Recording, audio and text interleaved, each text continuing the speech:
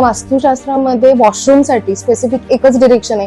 2 BHK 3 BHK आलं की तेवढे वॉशरूम पण आले, दिशा पण आल्या. त्यामुळे दोष हा असतो. मंदिराच्या कळसाची छाया, जी शॅडो आपण म्हणतो, ती आपल्या घरावर दिसू नये असं म्हणलं जातं. त्याच्या मागे काही शास्त्र आहे. घरातलं एक देवघर एक सगळ्यांच्या जिव्हाळ्याचा विषय असतो घरातलं, तर ते नेमकं कुठं असावं आणि कशा स्वरूपात असावं?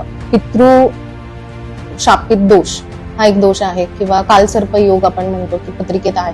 त्याच्या शांती केलं तर 100% तो निघून जातो, हा गैरसमज आहे. माझ्या 14 वर्षाच्या कारकिर्दीत मी बघितलं की 36 गुण जोडले तरी डिवोर्स झाले, आणि अगदी 18 गुण जोडले तरी लोक 40-40 वर्ष संसार करत आहेत.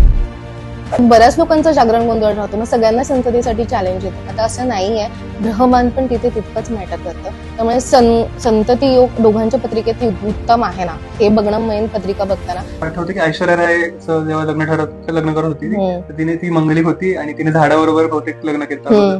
तर कुंभ विवाह, तर ते पण असतं तसं. एखाद्या व्यक्तीवर ब्लॅक मॅजिक झालंय, महिलांवर झालेलं आणि पुरुषांवर झालेलं लगेच ओळखू येतं. त्यासाठी त्यांची पत्रिका बघावी लागत नाही.